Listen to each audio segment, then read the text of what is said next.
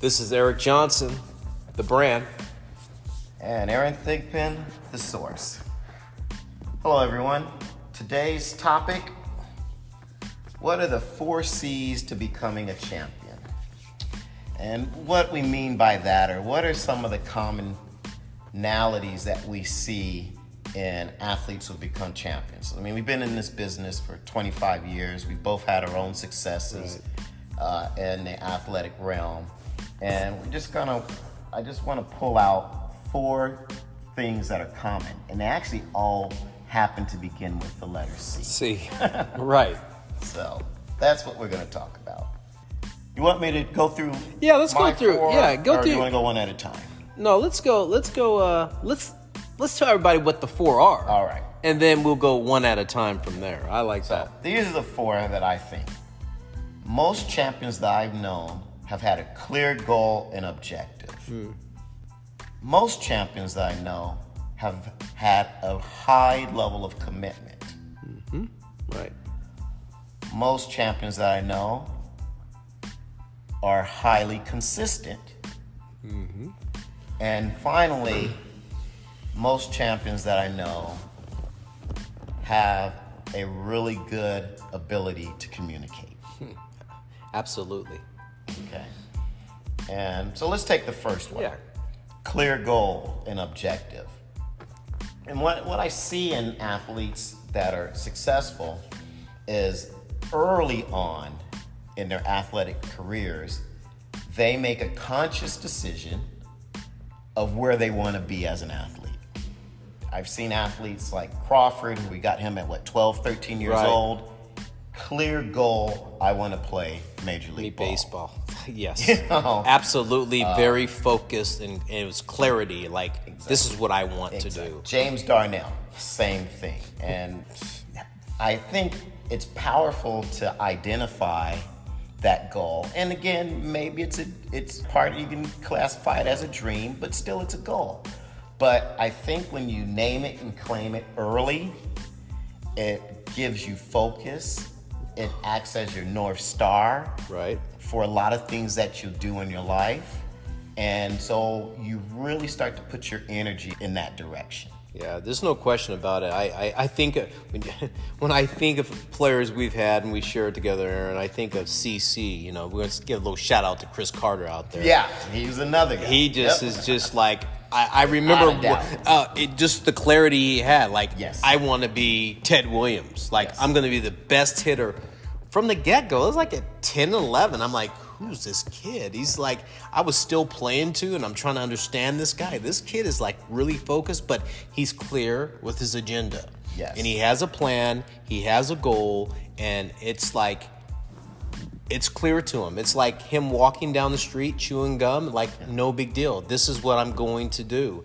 And it takes some sort of level of mental capacity to have that clarity. And again, people around him, you know, were very positive, and he was always looking forward and moving forward. And I give him a lot of credit with that, because he did have clarity at a very young age, and he stuck with it. And you know what? He ended up being a Major League Baseball player. That's right. And probably one of the most focused athletes and intense that I've ever worked with. Nicknamed the Animal for a reason. Yeah. He is just really focused, no question. I agree. Yeah. So, number 2, commitment. And that's just a decision. Yeah. But the thing with a commitment is it's got to be unwavering. Right. And I think when these athletes have that goal and they're clear about it, they commit early. When you do that, you set things in motion that allow you to move in that direction. And there's no talent in physical talent in a commitment. It's just a decision. Right. And it's a decision that you may have to make over and over again. It's a decision that you might have to make when your kids want to go to, or your buddies want to go to the water park. Right. And you have baseball practice, and instead of calling in the baseball practice with some kind of excuse, right, you go to baseball practice. Right, absolutely. I just remember so many times as an athlete myself where I was just so committed that there were a lot of things I didn't participate in that my buddies did. And my Right. buddies were athletes too, but they weren't as committed as me. But then they didn't reach the levels that I did probably because of that commitment. Because I won't say that they weren't athletic gifted, because they were. They were. And some of them were probably more gifted than me. I was a shrimp in the group. So, but I was committed and I was unwavering in that commitment. And I think that bodes well for anything you do, whether it's your studies, whether it's business, your relationships. You have to have a high level of commitment, because that makes sure you're not sidetracked and you see things through. Wow, that's powerful right there. Commitment is showing up every day, no matter how you feel, what's going on. You need to show up and be present and give your best effort, even if you don't have the 100% of your body there. You need to understand that showing up that day shows that you're vested in what you're trying to achieve. It's a no excuses lifestyle. Right. And you work around those things. I always tell athletes about Robert Stevenson. Oh, I had Robert Stevenson for the first 5 years of his career with me, at least through high school, and he's still with me now. Those 3 years through high school, he probably missed less than 5 workouts. Wow. This is a guy who trained with me at least 3 days a week, and in those 3 years that he was with me, I don't think he missed more than 5 workouts. That's how committed he was to what he wanted to be and what he wanted to do. I think he was 28th, 30th overall. I keep getting mixed up because I had the Rosses that year too. He was in that first round, the supplemental pick, and I'll tell you, you're right though, because when he still walks in this door and you still have him today, he's a committed dude. Yeah, and I mean, if I was giving away, what's the award, and they give you an attendance award? Attendance award, right. That guy would have got it at least 3 years straight. Oh, absolutely. Because he was that committed to what he wanted to do. He doesn't miss. Yeah. Wow. And again, that's a decision. Yeah. There's no physical talent tied to that. Whoa, that's can I mention that for a second? No physical talent attached to that. And that's a mindset thing, and it's a thing that I think that all really committed athletes have. They have that mindset of, I'm going to show up and be here and get after it. And that's what leads to success later in life. Exactly. Yeah. Our third C, consistency. Basically, I look at consistency as actions that are unwavering. You're consistent. You're able to call upon your performance regularly. Right. You're consistent with how you approach your craft, how you approach your technique, how you approach your, whatever, your at-bats. Right. All of those things. You have to be consistent, because when you're consistent, that builds knowledge, because now you have a frame of reference of what works and what doesn't work. I like what you said there. And so as an athlete, it really comes down to being able to command your performance and call upon that performance every time you need it. Right. Greatness doesn't happen because as happenstance. You can throw 97 miles an hour, but if you don't know how you did it, you're not likely to throw it again.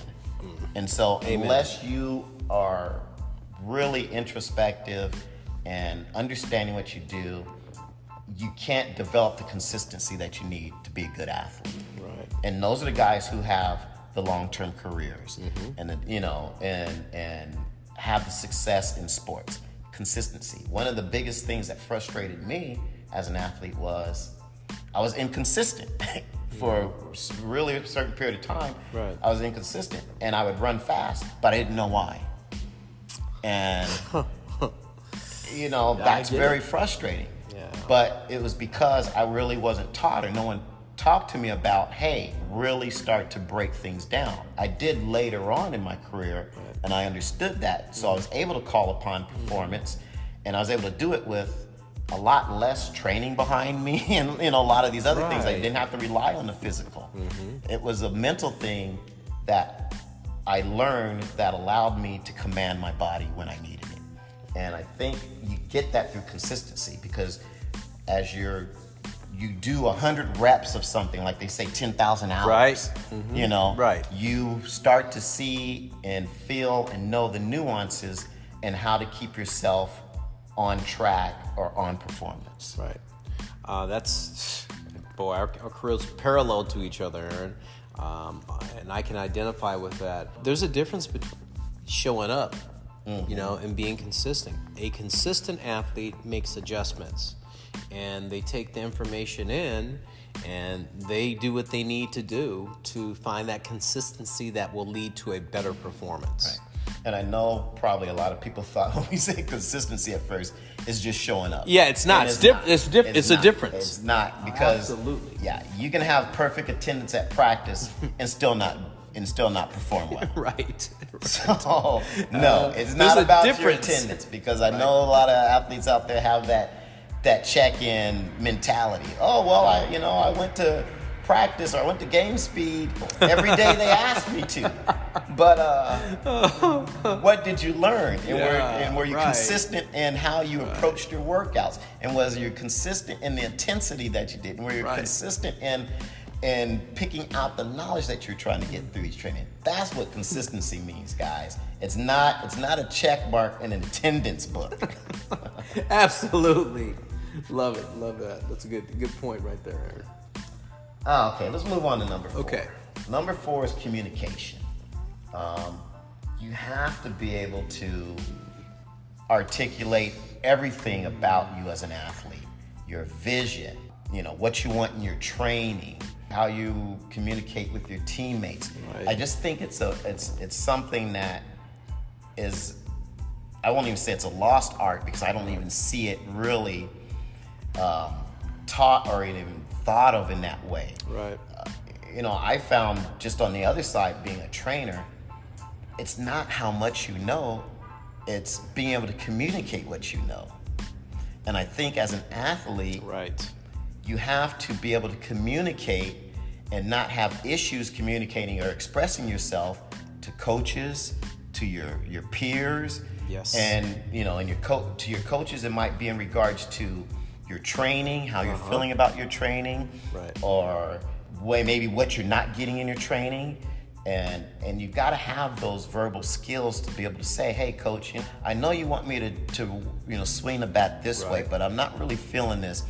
Can I tweak it this way? You got to be able to have that back and forth, because that back and forth allows the information to flow better, and it allows you to work your way to the proper point that's a balance point for both you and the coach, which is going to fall into success. Most of us fall into the trap of, okay, I'm just going to listen to the coach. Right. And that's what he told me. And so now I'm going to do this. But maybe your intuition or in your gut saying, well, this doesn't really feel right. Right. And if you can't have that conversation, whether you feel you may not have the knowledge, or maybe you're intimidated by your coach, you're not going to get anywhere. So what you end up doing is you end up practicing something or training at something that you and your gut haven't bought into, which in itself is going to be an issue. So how can you learn anything if you're really not engaged in it? And so you're just going to really set yourself up for failure. But all you're doing is prolonging the inevitable. You're going to keep failing, and you're going to let this situation go on for 6 months, and then you blame the coach or something. Right. I think, Aaron, I can't agree with you enough with that, because as you see athletes walk in the door all the time, and the communication thing needs to be there. It's a growth on both our parts, yes. The player and the trainer. It's understanding of each other, how to not only communicate the knowledge there needs to be to get that exercise or get that drill correct, but that's a relationship that grows, and there's a trust. Yes. And when that trust is there, then there's that confidence there. Right. And then I see athletes just excel when that happens, when they're able to speak their mind and feel comfortable around you and communicate properly and say, I feel that, or what do you think about this idea? They start to own the training. Exactly. They own their commitment, their athleticism. They own themselves to the craft and trying to master the craft when they do that. And I think that's so important for these people, these athletes we train, is that they understand that. And I tell you, parents and athletes out there listening, that's important. There's growth there. Right. Not only on the athletic field, but outside the athletic field in life. And I think that's so important. And it can start as simple as just asking questions. You know, instead of blindly maybe doing something, or you don't really understand, Coach, can you explain that to me again? Right. Or Coach, can you show me that again? Or I'm not sure what you mean by that, Coach. Because otherwise you're just kind of just doing something, but you really don't know what you're trying to get out of it. And again, to me, training is about the transfer of information. And that only happens with good communication on both sides. Right. On both sides. So I think it's just it's something that athletes need to sit back, and parents talk to your athletes about this and help them develop those skills. And it's not about challenging the coach. Right. Because a good coach probably won't feel challenged. Right. You know, Won't be intimidated. Exactly. But teach your athlete how to communicate. Aaron, I think that's a good way to wrap up on the 4 C's. And the 4 C's are important to be a complete athlete. I couldn't agree more. Yeah. So our last C, Clarity, right? Communication. Communication. commitment, consistency. Right. So, glad that you could listen today. Glad you could understand what we're trying to talk about. And hopefully you'll listen to us some more. Remember, this is EJ, Coach EJ, the brand. And Coach Aaron Thigpen, the source. Our last C is see ya. See you later.